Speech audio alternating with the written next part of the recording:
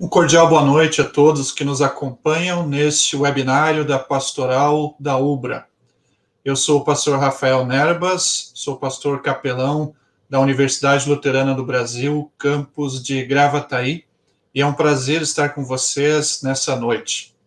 Contamos aqui com a audiência de pessoas de todo o Brasil, e isso é um motivo de alegria para todos nós, portanto, sejam todos muito bem-vindos. Procurando contribuir com o crescimento pessoal e acadêmico de pessoas Brasil afora e buscando fazer bom uso da tecnologia que nos permite estar conectados, mesmo estando a quilômetros de distância uns dos outros, as capelanias das escolas e unidades de ensino superior da UBRA de todo o Brasil se uniram para promover uma série de webinários que nos convidam a refletir sobre fé e religiosidade. No encontro de hoje, o tema é Bioética, uma perspectiva cristã. Eu inicio justamente comentando o título deste webinário. Bioética numa perspectiva cristã, o que nos permite tentar e nos arriscar a falarmos de bioética numa perspectiva cristã. Um dos motivos seria de que isso não é nenhuma novidade. Pelo contrário, possivelmente na origem do próprio termo bioética já está uma conexão, ou existe uma conexão direta com a teologia cristã. Segundo alguns estudos, possivelmente o primeiro a ter usado o termo bioética em língua alemã, numa publicação científica, foi justamente um teólogo cristão, um pastor luterano chamado Franz Jahr, numa publicação no ano de 1927. Naquela publicação, numa revista científica da época, Franz Jahr falava de algo, àquela altura, naquele momento, revolucionário, ou pelo menos algo diferente. Franz Jahr propunha o termo bioética para falar da importância e da necessidade do ser humano ter cuidado com os outros seres vivos e com o meio ambiente. Isso para nós hoje não é nenhuma novidade, chega a ser até algo bastante comum. Qualquer criança assistindo um desenho no Discovery Channel, no Discovery Kids, ouve falar sobre cuidado com o meio ambiente e com as outras criaturas. Mas em 1927, essa era uma proposta nova, essa era uma proposta diferente, que aliava a preocupação ética com conceitos da teologia cristã, que embasava na teologia uma preocupação com o cuidado com todos os seres vivos. Por isso, falar de bioética numa perspectiva cristã não é necessariamente falar de algo novo, de algo diferente, nem de algo que não se possa conectar. Para isso, trago aqui uma citação também de uma definição de bioética usada pelo Dr. José Roberto Goldin, uma das grandes referências no assunto bioética, tanto aqui no Rio Grande do Sul, quanto em todo o Brasil. O Dr. Goldin traz uma definição sua de bioética como uma reflexão complexa, compartilhada e interdisciplinar sobre a adequação das ações que envolvem a vida e o viver. Fazendo uso da definição do Dr. Goldin, eu incluo a teologia, e dentro da proposta hoje, numa perspectiva cristã, como uma das áreas que pode sim contribuir e participar dessa reflexão, que por si é complexa, ou seja, envolve muitas opiniões, muitas visões diferentes e muitos saberes. É algo compartilhado e interdisciplinar, ou seja, há espaço seguramente para uma discussão séria e aprofundada que envolva, sim, a participação da teologia e, por que não, sim, a contribuição da fé cristã. Nesse sentido, é importante esclarecer algumas coisas nesse início de conversa sobre bioética numa perspectiva cristã e de como, no meu entender, essa contribuição da teologia cristã pode acontecer e participar desse diálogo. A ideia, a meu ver, é de que a fé cristã e a teologia possam participar desse diálogo complexo, compartilhado e interdisciplinar, em primeiro lugar, evitando qualquer extremo, tanto de intolerância quanto de ignorância. No sentido de intolerância, eu me refiro a algumas posições extremadas, muitas vezes manifestadas por certas linhas do cristianismo, inclusive aqui no nosso país, de uma total intolerância para com a ciência, para com o conhecimento. E eu uso o termo, ou chamo de uma certa demonização da ciência por algumas manifestações hoje no país que representam o cristianismo. Existe uma certa aversão ou uma certa intolerância a tudo que é conhecimento racional, científico, como algo necessariamente ruim, como algo necessariamente prejudicial, ou pior, como algo necessariamente contrário totalmente à fé cristã e ao próprio Deus. Na perspectiva que eu tenho da participação da teologia e da fé cristã na bioética, eu entendo que nós podemos e devemos, como cristãos, entender que Deus mantém a sua boa criação, aquilo que ele criou, a vida que ele criou, o universo que ele criou, que apesar de castigado e prejudicado pelo pecado e pela maldade humana, continua sendo a boa criação de Deus, em que nós entendemos que Deus mantém e preserva essa boa criação. E um dos meios que ele usa para isso, certamente, também é a racionalidade com a qual ele equipou todos nós, seres humanos, suas criaturas, e também da busca do próprio conhecimento, ou seja, é também através da racionalidade, é também através da ciência que Deus usa como meio para manter e preservar a sua boa criação. Esse é um detalhe importante, é uma colocação que eu julgo importante para deixarmos bem alinhado o que entendemos aqui pela participação, a contribuição que a fé cristã pode trazer para o debate da bioética na sociedade. Nesse sentido também, a meu ver, a proposta aqui é diferente de algumas perspectivas teológicas hoje também bastante difundidas no Brasil, que propõem uma ideia de cristianização do Estado, das leis e da própria cultura. Entendo que esse não é o objetivo da fé cristã ao tentar contribuir e participar desse diálogo complexo e interdisciplinar chamado bioética.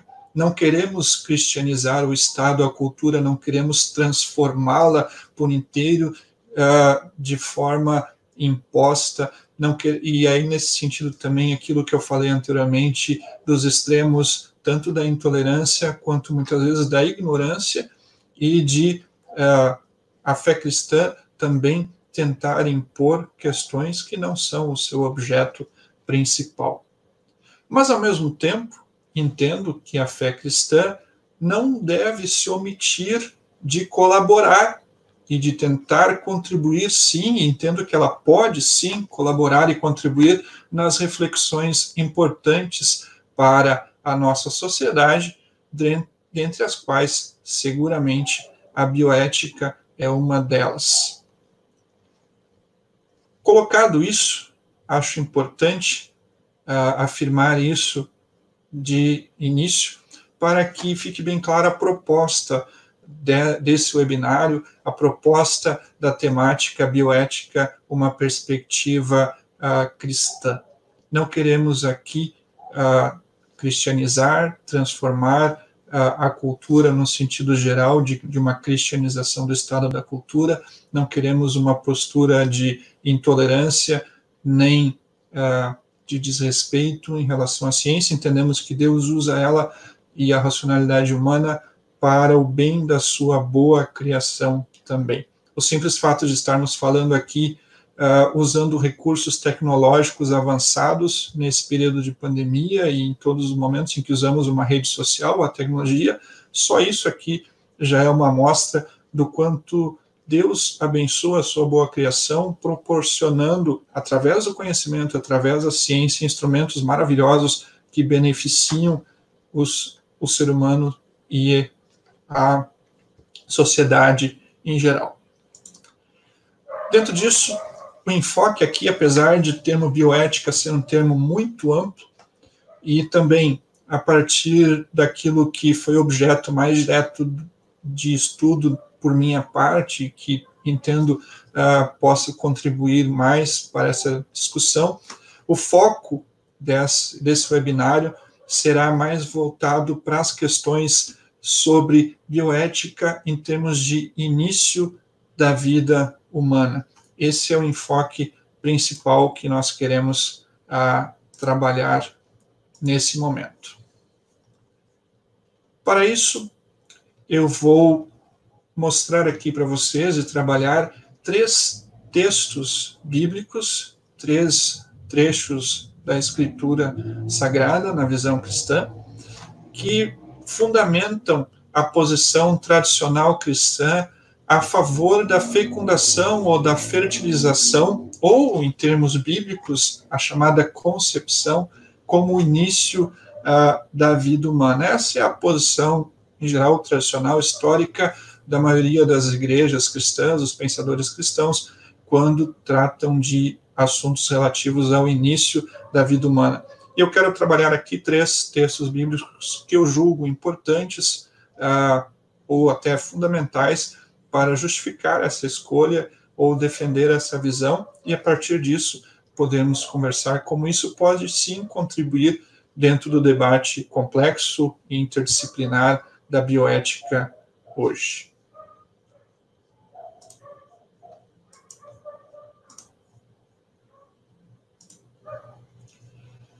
O primeiro texto que eu gostaria de colocar aqui para vocês é um texto, deixa eu só corrigir aqui, voltar um. Inicialmente é esse texto do livro de Jó, no Antigo Testamento da Bíblia. Jó é um livro da Escritura muito antigo, possivelmente tenha sido escrito num tempo muito próximo ao dos patriarcas do povo de Israel, Abraão, Isaque e Jacó. Talvez estejamos falando aqui de um texto com mais de escrito antes ou próximo, ou entre o ano 2000 e o ano 1500 antes de Cristo. Então, estamos falando de um texto muito antigo. Apesar de um texto muito antigo, ele é um texto que, dentro do contexto do livro de Jó, da história de Jó, que é conhecida possivelmente de muitos, mas aqui não temos tempo para detalhá-la, mas Jó é alguém que teve uma série de sofrimentos, uma série de perdas em sua vida, e boa parte do livro discute como Jó deveria ou não reagir em sua fé em relação às perdas, aos problemas que ele estava enfrentando. Mas dentro desse contexto, no capítulo 10 do livro de Jó, aparece esse texto aqui, que eu vou aumentar um pouquinho aqui para a visualização melhor de vocês. O texto diz assim: as tuas mãos me plasmaram e me aperfeiçoaram, porém agora queres devorar-me. Lembra-te de que me formaste como em barro, e queres agora reduzir-me a pó? Porventura não me derramaste como leite e não me coalhaste como queijo? De pele e carne me vestiste e de ossos e tendões me entreteceste. Vida me concedeste na tua benevolência e o teu cuidado a mim me guardou. Esse texto de Jó, aqui traduzido numa das traduções da Bíblia para o português, mas mesmo em português, ele traz uma riqueza de vocabulário muito interessante, e para mim o mais intrigante e importante desse texto é olharmos para ele hoje, lermos esse texto hoje, e a descrição que ele faz da vida humana em formação nos primeiros estágios de desenvolvimento aqui, é uma descrição que nós poderíamos dizer muito próxima daquela que um pesquisador, um cientista, um médico faria ao examinar, por exemplo, um embrião humano nos primeiros dias de desenvolvimento, com os instrumentos que se tem hoje, como, por exemplo, microscópios eletrônicos e aparelhos avançados. Só que Jó, ou o autor do livro de Jó, o próprio Jó, não tinham esses instrumentos. Não tinham as condições que nós temos hoje para descrever o processo de desenvolvimento de um embrião humano. Mesmo assim, o texto chama atenção porque ele se aproxima muito do que nós conhecemos hoje sobre o desenvolvimento embrionário. É interessante que ele fala no início, as tuas mãos, e Jó aqui está se referindo às mãos de Deus, fala, as tuas mãos me plasmaram. É interessante que o termo plasma, ele lembra, mesmo em português, algo sem ainda uma forma definida. É interessante que, ao se examinar um embrião através da tecnologia que temos hoje, o que se vê é um amontoado de células, uma reunião de células que também não tem uma forma definida, que poderia ser uma espécie de plasma. E aqui Jó diz que as mãos de Deus o plasmaram, ou seja, as mãos de Deus o estavam formando quando ele ainda não tinha forma, quando ele ainda era um plasma. E assim as mãos de Deus vão aperfeiçoando, diz Jó. E aí vem a queixa de Jó dentro do contexto do livro, mas seguindo o raciocínio de Jó aqui para aquilo que nos interessa. Jó diz, lembra-te de que me formaste como em barro e queres agora reduzir-me a pó. A ideia do barro sendo formado também, o barro não tem uma forma definida no início, e à medida que ele vai sendo aperfeiçoado, que ele vai sendo manipulado, ele vai tomando forma, ele vai assumindo outras formas. Da mesma forma, Jó fala do derramar como um leite e coalhar como um queijo. Também, de novo, a imagem de algo que ainda não tem uma forma definida, mas que vai se aperfeiçoando até tomar uma forma definida. Imagens muito próximas daquilo que é um embrião nos primeiros dias do seu desenvolvimento. Um agrupamento de células sem uma forma definida, mas que, com o passar do período da gestação, vai se aperfeiçoando e assim vão se formando os tecidos a partir das células iniciais, chamadas na maioria de células tronco, porque elas têm a programação genética para formar todos os tecidos humanos, e esse plasma de células, esse agrupamento sem forma, como o barro com o leite, vai sendo aperfeiçoado e vai tomando forma, e assim aquela vida vai se desenvolvendo até os demais estágios da vida intrauterina. Depois Jó diz assim, de pele e carne me vestiste, e de ossos e tendões me entreteceste. Aqui eu acho muito interessante também a linguagem que Jó usa, sem a possibilidade de enxergar o embrião como nós enxergamos hoje, ou de ter todo o conhecimento sobre células que se tem hoje. Jó fala que a mão de Deus foi entretecendo, e aqui mesmo em português o termo é interessante. Entretecer é algo como formar a partir de um ajuntamento ou de uma sobreposição de tecidos.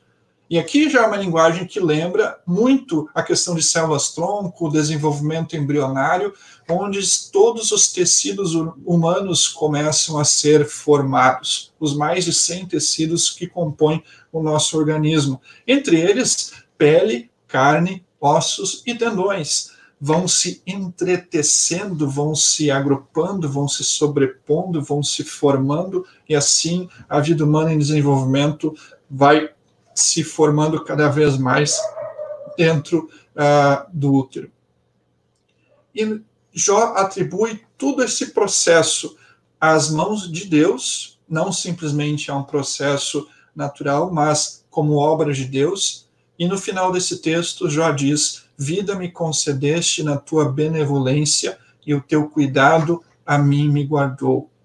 Jó coloca isso, ou seja, o desenvolvimento da vida humana, desde os seus estágios mais iniciais, desde as primeiras células, como obra de Deus e como obra da benevolência, do amor, da graça de Deus, e algo que já está sob o cuidado direto de Deus.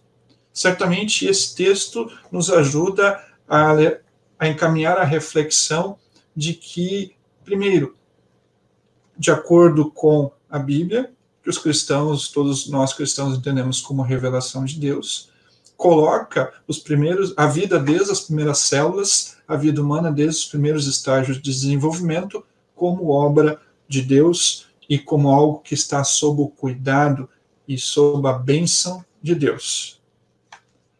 Nesse sentido também, outro texto semelhante é esse texto aqui. Eu vou ampliar de novo para facilitar, é o texto do Salmo 139, quando nessa parte do Salmo, o salmista afirma: pois tu formaste o meu interior e me teceste no seio de minha mãe. Graças te dou, visto que por modo assombrosamente maravilhoso me formaste. As tuas mãos são admiráveis, e a minha alma o sabe muito bem. Os meus ossos não te foram encobertos, quando no oculto fui formado e entretecido como nas profundezas da terra. Os teus olhos me viram a substância ainda informe, e no teu livro foram escritos todos os meus dias, cada um deles escrito e determinado, quando nenhum deles havia ainda. Esse texto, semelhantemente àquele texto de Jó, enxerga a vida humana nos seus primeiros estágios de desenvolvimento como algo que é obra de Deus e está sob o cuidado de Deus. O salmista diz: tu, ele está se referindo a Deus, formaste o meu interior, tu me teceste no seio de minha mãe. Aqui, de novo, mesmo na tradução para o português, a ideia de tecidos sendo formados. Mas algo que hoje sabemos que é exatamente o que acontece a partir das primeiras células no desenvolvimento embrionário e depois também nos demais estágios intrauterinos. E aí o salmista agradece a Deus por ter formado ele de modo assombrosamente maravilhoso.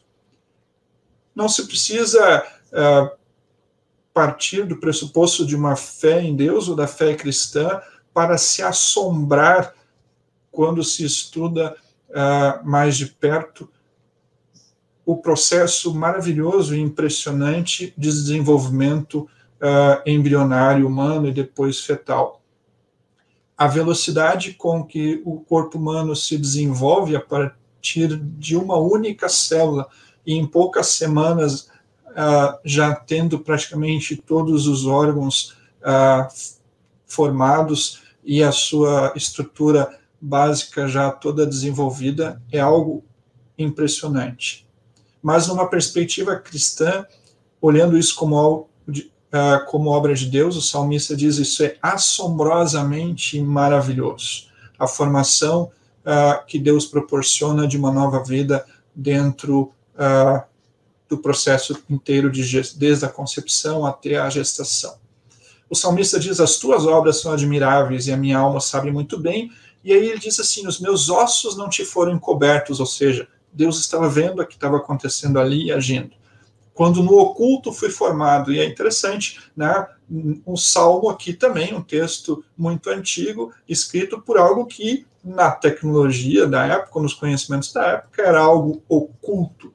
Para nós hoje já não podemos dizer que é algo assim tão oculto, né? Já temos hoje conhecimento por imagem, exames e uma série de recursos que nos permitem ver o que antes era simplesmente oculto da formação da vida humana.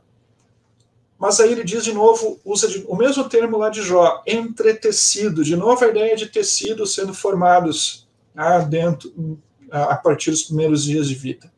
E aí ele diz assim, os teus olhos me viram a substância ainda informe. E aqui o texto de novo lembra o texto de Jó, algo ainda sem forma, mas que vai se desenvolver e assumir uma forma. E aí o salmista diz, no teu livro, no livro de Deus, foram escritos todos os meus dias, ou seja, inclusive estes dias, desde o primeiro dia, desde as primeiras células, dentro da linguagem do salmista, estão escritos no livro de Deus, ou seja, pertencem a uma vida. Estão no livro e são incluídos entre todos os dias da minha vida nas mãos de Deus. Cada um deles escrito e determinado, diz o salmista, quando nenhum deles havia ainda. Então, é outro texto que eu acho muito interessante e relevante para, numa perspectiva cristã, tentarmos embasar algo dentro de uma visão cristã sobre o início de vida humana. Na sequência, ainda quero mostrar um último texto bíblico aqui.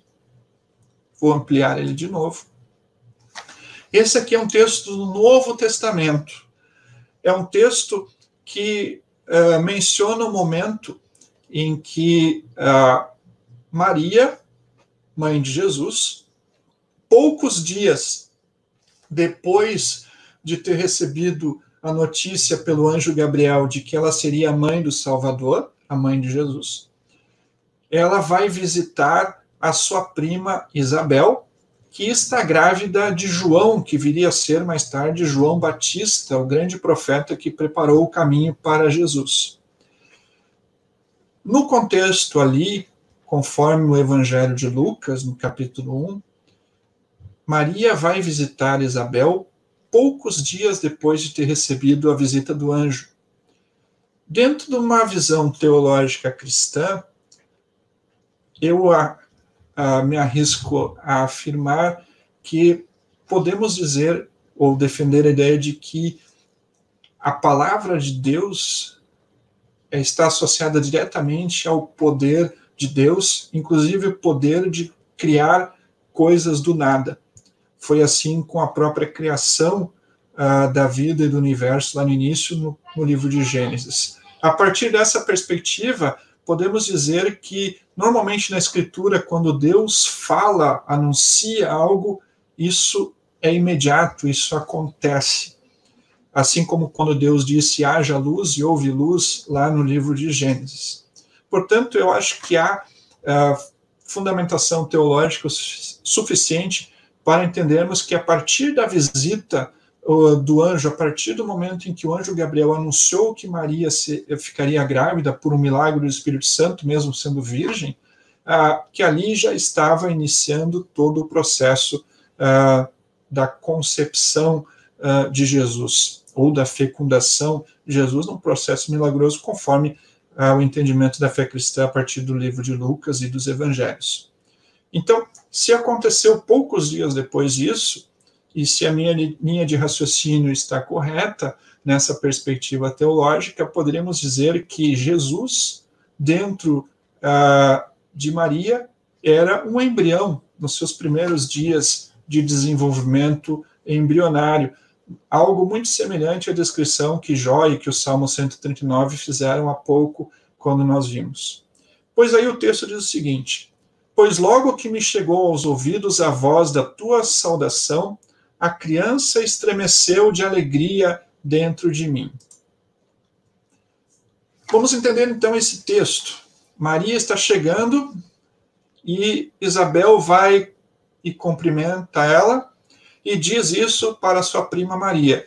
Isabel está grávida já de alguns meses ou já para mais a metade da sua gestação, e Maria nos primeiros dias de gestação, conforme aquele raciocínio que eu defendi há pouco. Se isso está correto, então podemos dizer, a partir desse texto de Lucas, que é o encontro de Maria e Isabel, mas é também um encontro, isso o texto vai dizer isso, entre João, já num período avançado de desenvolvimento fetal, com Jesus ainda num estágio embrionário. E aqui Jesus, lembrando, na perspectiva cristã, é o próprio Deus encarnado, já ali presente. E Isabel diz assim, logo que Maria saudou ela, a criança, ou seja, João, de já vários meses de gestação, estremeceu de alegria, se mexeu de um jeito diferente, e ela sentiu que era um movimento de alegria, ao sentir a presença de quem? João estremece por quê? Por a sua mãe ter encontrado a sua prima? Pelo sentido do evangelho, não. João estremece de alegria. João, já nos seus últimos meses de desenvolvimento intrauterino, sente a presença de Jesus ainda no estágio embrionário, de dias de desenvolvimento. Mas ele já sente ali a presença do Filho de Deus encarnado, já sente ali a presença do Salvador e por isso estremece de alegria. Esse texto, mesmo que não seja um texto de descrição ou de louvor a Deus pela vida, nada disso, mas para mim ele é bastante significativo e interessante, porque se João sente a presença do Salvador, a presença do Messias ali, ainda nos primeiros dias, ainda num estágio embrionário de desenvolvimento, certamente isso, numa perspectiva cristã, é relevante, é importante para pensar no bioética, especialmente ligada a questões de início de vida humana. A partir desses textos, então, é possível que se faça algumas reflexões em termos de bioética, especialmente a questões ligadas a início de vida humana, tendo como base, então, a revelação de Deus na Escritura, que é a base de todo o pensamento teológico cristão. Aqui eu trago uma citação de Martinho Lutero ao comentar um dos 10 mandamentos, o mandamento de não matarás. Lutero, nesse seu comentário, diz o seguinte, que entre aquilo que se pode aprender desse mandamento está o fato de que não usemos nem consintamos nenhum meio ou procedimento com que se possa maleficiar alguém.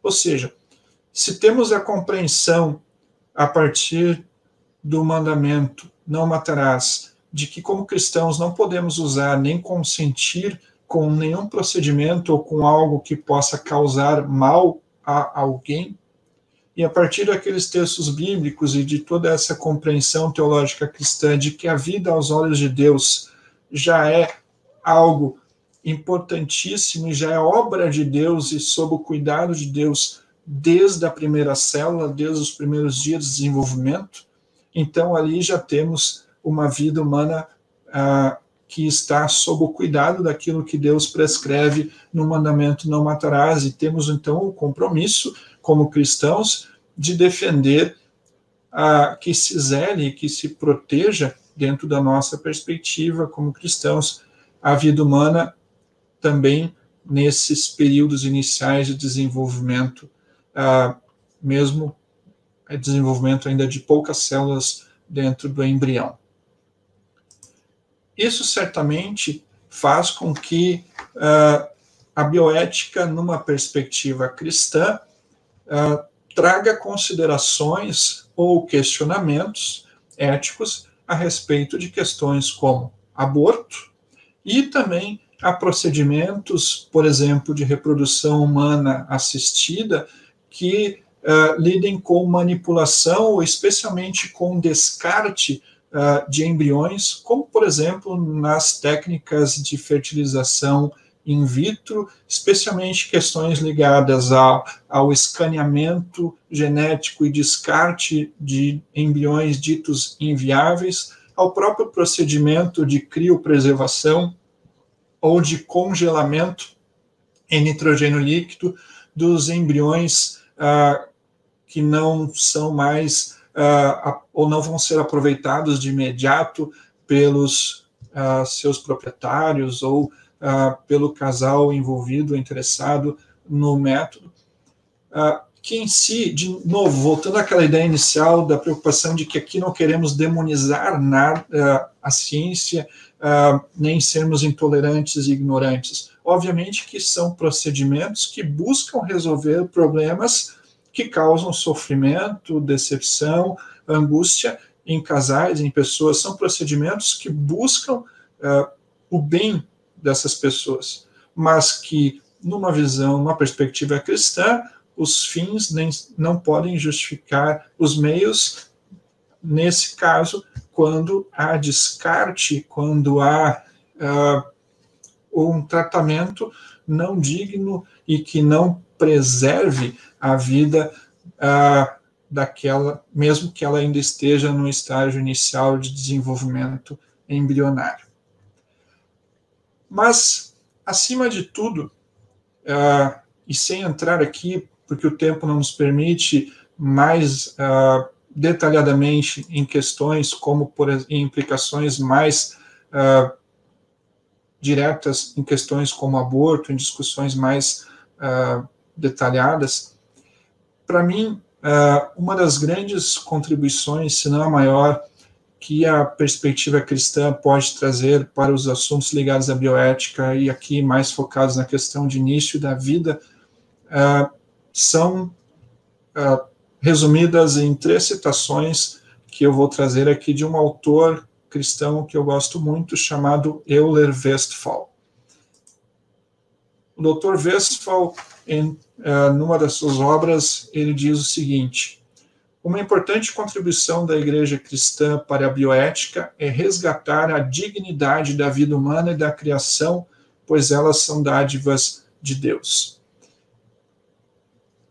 Mesmo para aqueles que não entendem necessariamente que a vida é uma dádiva de um Deus, a perspectiva cristã da vida como uma dádiva, a perspectiva cristã de que a vida não tem valor apenas intrínseco, mas também extrínseco, ou seja, também é um valor atribuído por um Deus que a criou e preservou,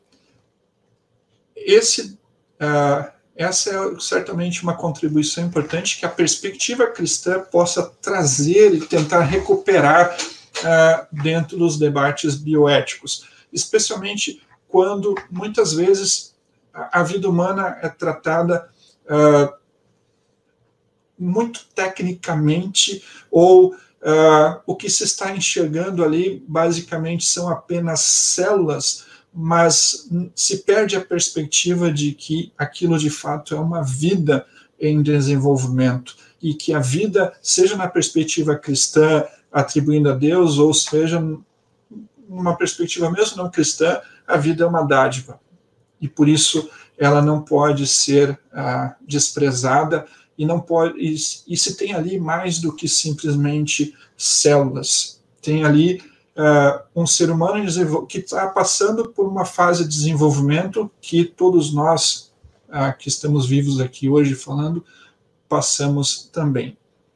Dr. Westphal também, nessa linha de raciocínio, ele diz o seguinte: a vida humana é reconhecida por Deus e objeto de seu amor em qualquer estágio de seu desenvolvimento ou consciência, pois ela não é uma realização ou conquista, mas um dom concedido por Deus. Esse é um detalhe importante também dentro da perspectiva cristã de bioética, reconhecermos a vida como objeto do amor de Deus, em qualquer estágio de desenvolvimento. E essa ideia de que a vida não é uma realização, uma conquista, mas um dom. Claro que na perspectiva cristã, isso toma uma dimensão muito maior.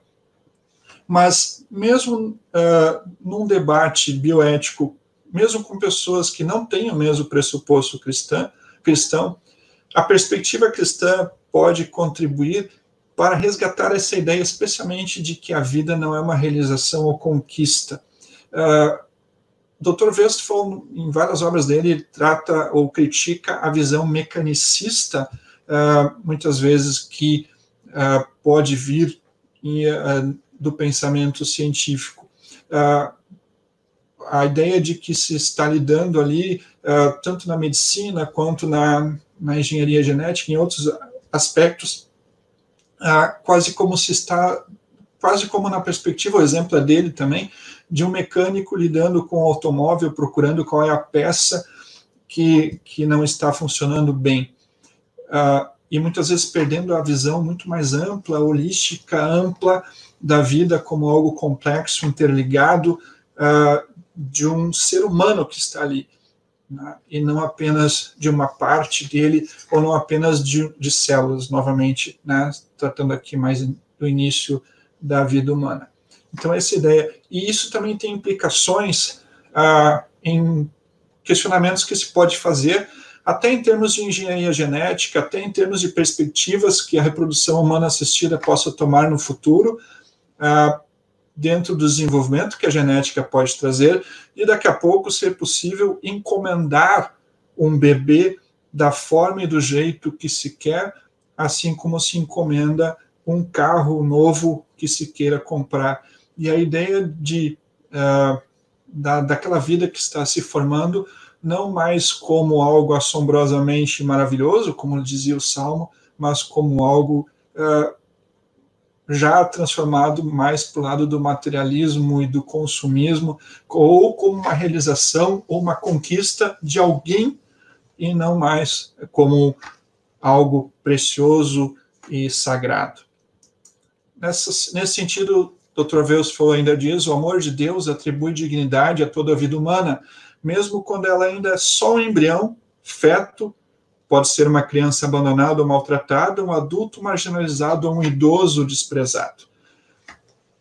Na perspectiva cristã, o amor de Deus pelo ser humano, como sua criação, e também como objeto da redenção que Deus oferece em Jesus Cristo, isso atribui um valor sagrado à vida humana em qualquer estágio, desde o embrionário das primeiras células até o idoso.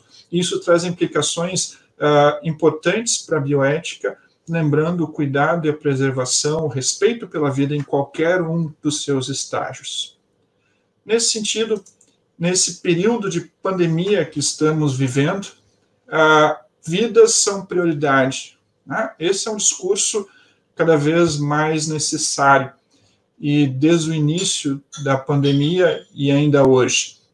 Vidas são prioridade, e mesmo em relação à economia, mesmo em relação à educação, mesmo em relação a tantos outros aspectos da vida que nós julgávamos como inquestionáveis ou como prioridades absolutas. Mas a partir do momento que um vírus para o qual não se tem vacina ou tratamento ameaça a vida se torna a prioridade maior, e a pandemia então nos alerta para a importância desse conceito.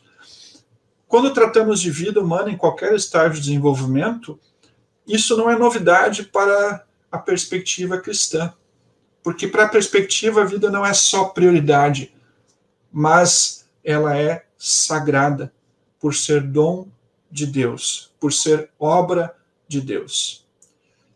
E aí eu acho que a outra contribuição que a fé cristã nos traz e que pode sim ajudar e aumentar e a beneficiar todo o debate bioético. Na perspectiva cristã, nós entendemos que a vida é algo sagrado, é dom de Deus. E se ela é dom de Deus, se eu enxergo a minha vida como dom de Deus, e creio nisso, eu também enxergo a vida do outro como dom de Deus. E isso me iguala ao outro, na perspectiva da fé cristã, na perspectiva de que ambos somos criação de Deus e que ambos somos vidas humanas tão valorizadas por Deus a ponto de Cristo ter dado sua vida por todos nós. Nesse sentido, além da contribuição de entendermos e recuperarmos o quanto a vida é prioritária e na perspectiva cristã porque ela é sagrada, porque ela é obra de Deus, isso também entendo que perspectiva e o pensamento cristão podem contribuir no momento em que a sociedade precisa mais do que nunca do pensamento coletivo, de sair da individualidade e entender a importância de agirmos coletivamente em prol da vida. E a pandemia é o melhor exemplo disso. Tá? Usamos a máscara não para nos preservarmos, mas, ou se entendemos assim, estamos entendendo errado. O primeiro objetivo da máscara é que eu não contamine os outros. Claro que os outros usando também não vão contaminar. Ou seja, a pandemia nos lembra de não só que a vida é prioridade, mas que a vida é algo que se preserva coletivamente. Na perspectiva cristã, mais ainda, porque ela é sagrada, porque ela é obra de Deus, eu reconheço isso, e eu reconheço a vida do outro também como a obra de Deus e como algo sagrado. Isso me compromete também diante de Deus com a preservação da vida dos outros, e eu acho que nesse período de pandemia, essa também é uma contribuição importante no pensamento bioético a partir da fé cristã.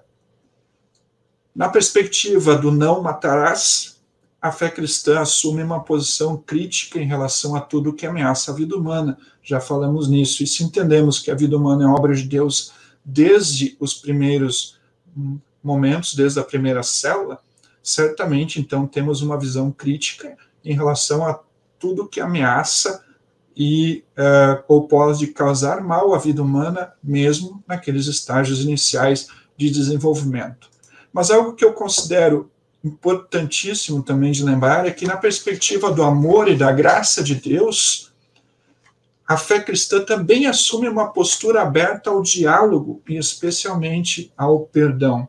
Ou seja, eu não entendo que a contribuição da cristã para a bioética deva ser só uma postura acusatória e crítica em relação a certos procedimentos ou a certas questões, mas ela, acima de tudo, fora, perante a sociedade, mas também dentro das igrejas e comunidades cristãs, uma postura aberta ao diálogo e ao perdão.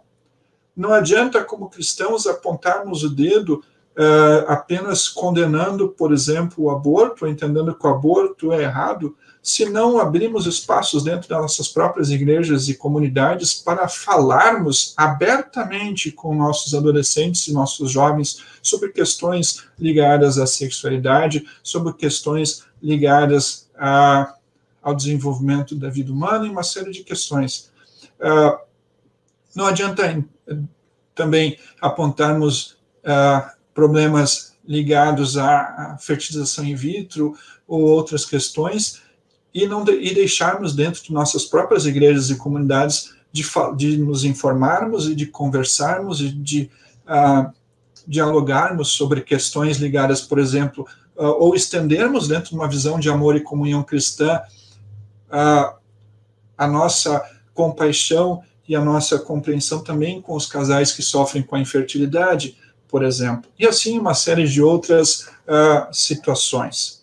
Não adianta depois queremos apontar o dedo para a menina que está dentro de uma gravidez indesejada, se também como igreja não fizemos o nosso papel, claro, primeiro dentro de casa, de prepararmos as nossas famílias da comunidade cristã para que tenham um diálogo aberto com seus filhos e possam realmente instruí-los dentro da visão cristã, mas também dentro das nossas comunidades conversarmos em diálogo, e especialmente também nessas questões, e mesmo para pessoas que eventualmente utilizaram-se do aborto ou de qualquer outra técnica ou procedimento que dentro da visão cristã é condenável ou criticável, se não tivermos uma postura sempre de amor e de perdão estendido a essas pessoas. Por isso que eu acho extremamente importante que a postura e a contribuição cristã, a perspectiva cristã da bioética não é uma postura apenas acusatória, mas é uma postura também aberta ao diálogo, especialmente sempre vivida em amor e em perdão. E encerro essa minha parte da fala nessa live da pastoral, trazendo de novo uma situação de Lutero que eu julgo importante como um fechamento aqui dessa minha parte, em que ele diz: a pessoa cristã não vive em si mesma, mas em Cristo e em seu próximo, pela fé elevada para o alto, acima de si mesma. Ou seja, a fé e o amor de Deus nos colocam acima de nós mesmos, ou seja, nem mesmo nós apenas somos a prioridade, mas a nossa relação com Deus em primeiro lugar. E a partir dessa relação, que é uma relação em que nós recebemos as dádivas de Deus, mesmo sem merecê-las, mas por amor de Deus, isso faz, nas palavras de Lutero, que pelo amor nós desçamos abaixo de nós mesmos até o próximo. Eu acho que isso se encaixa bem com aquilo que eu disse no início, que a postura, a meu ver, da fé cristã em relação à bioética não é uma postura de intolerância ou de ignorância, mas de contribuição e de diálogo. Acho sim que a fé cristã tem muito a contribuir, trazendo e lembrando de conceitos muito importantes que podem sim ajudar em todos os momentos, especialmente nesse contexto que estamos vivendo hoje de pandemia e nos demais assuntos de bioética, a uma valorização da vida e do outro aos olhos, na perspectiva cristã da fé, mas também na contribuição mesmo para aqueles que não partilham dessa mesma fé, e até como um testemunho correto daquilo que entendemos de que não estamos em contraposição direta ao mundo necessariamente, porque ali também ainda é a boa criação de Deus, mas estamos aqui a serviço do nosso próximo por causa do amor que Deus nos deu. Vamos então agora dar uma olhadinha aqui nos nossos comentários, tá? E peço, por favor, nesses minutinhos que ainda temos, se alguém já estendeu aqui alguma pergunta, algum comentário, eu vou ler aqui e comentar. Além dos boa noites, vários aqui, né, agradeço todos que estão cumprimentando aqui.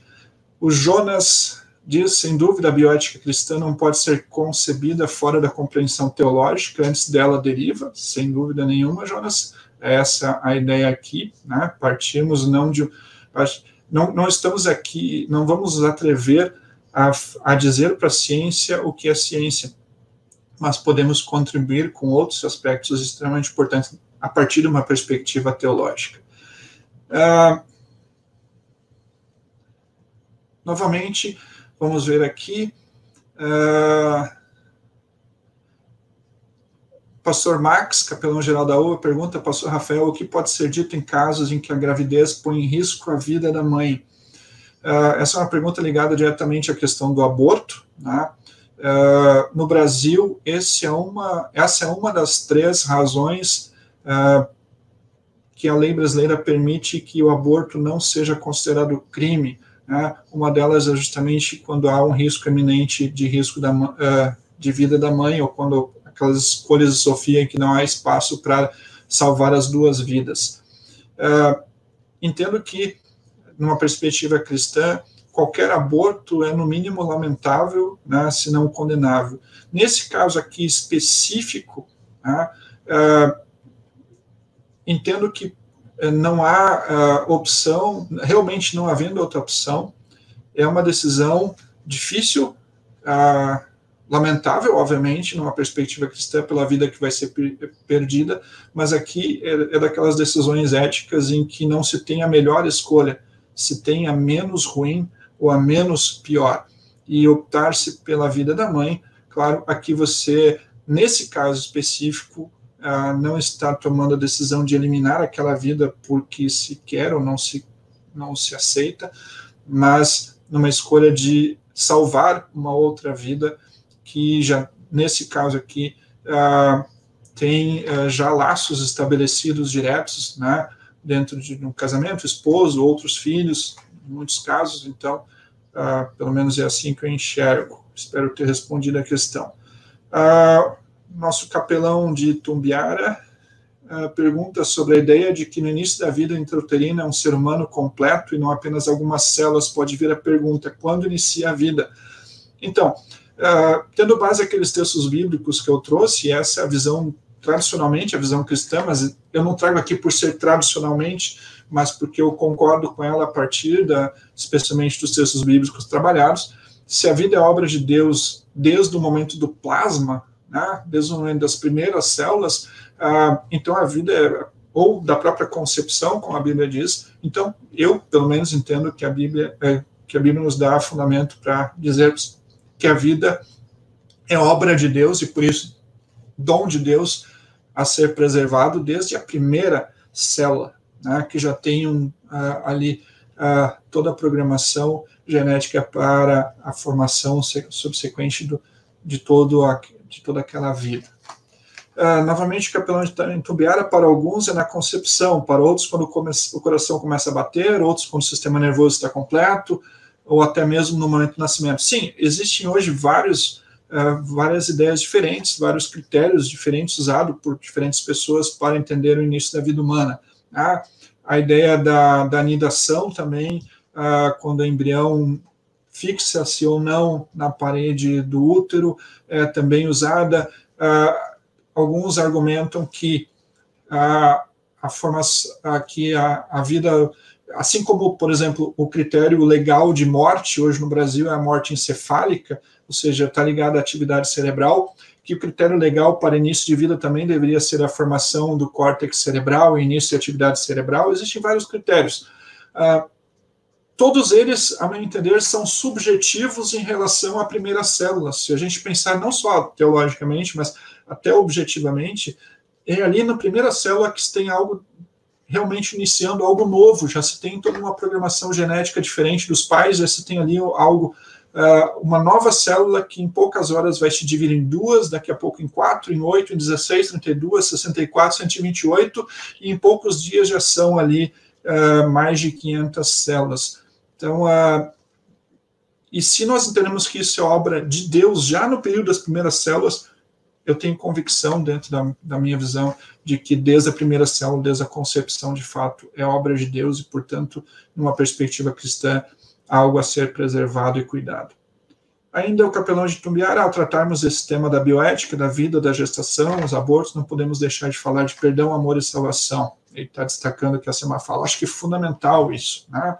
Quer dizer, muitas vezes, quando vemos manifestações cristãs em relação a temas como aborto e outros, limita-se à parte acusatória ou à parte crítica, mas muitas vezes não, quer dizer, é fácil criticar quem defende o aborto, mas ao mesmo tempo não basta criticar isso se não estamos dispostos em amor e em perdão a conversarmos e a tratarmos as pessoas dentro e fora da igreja envolvidos com dramas existenciais, com situações familiares complicadas, muitas vezes com questões relativas a abuso, a histórico de abuso sexual, drogas e uma série de outros problemas que podem acontecer, que muitas vezes vão ter como uma dessas consequências um aborto, por exemplo. Né? Ou não nos preocuparmos em educarmos, em instruirmos em amor e em perdão também nossos jovens e adolescentes dentro e fora da igreja, ou em escolas, universidades. Estamos falando aqui da UBRA, de uma universidade cristã, que tem que ter esse compromisso também de educar, de trabalhar. Né? Senão, depois é só chorar o leite derramado e apontar o dedo. Né? Isso é parte, obviamente, à luz do que vimos, temos coisas a criticar e erros a apontar, mas temos que também trabalhar na prevenção, temos que também trabalhar especialmente no estendendo o amor a todos. Tá?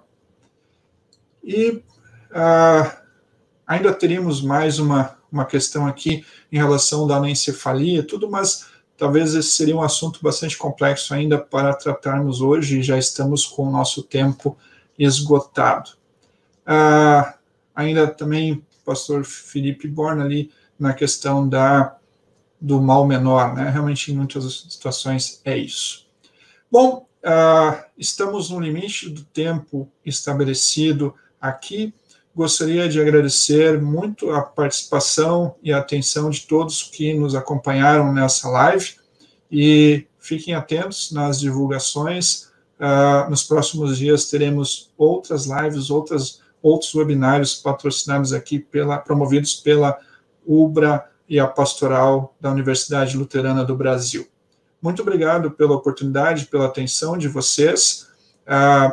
Me coloco à disposição também para aqueles que têm meu contato, ou se alguém não tem, pode entrar em contato com a Pastoral da UBRA, se alguém quiser continuar esse diálogo ou conversar comigo, em particular sobre alguns dos temas que conversamos aqui hoje nesse webinário da Pastoral da UBRA sobre bioética numa perspectiva cristã. A todos, uma ótima noite, tá? Fiquem com Deus, cuidem-se nesse período de pandemia, pois a vida é sagrada, é obra de Deus e dela queremos zelar, não só da nossa, mas também sempre da do próximo também. Grande abraço, fique com Deus.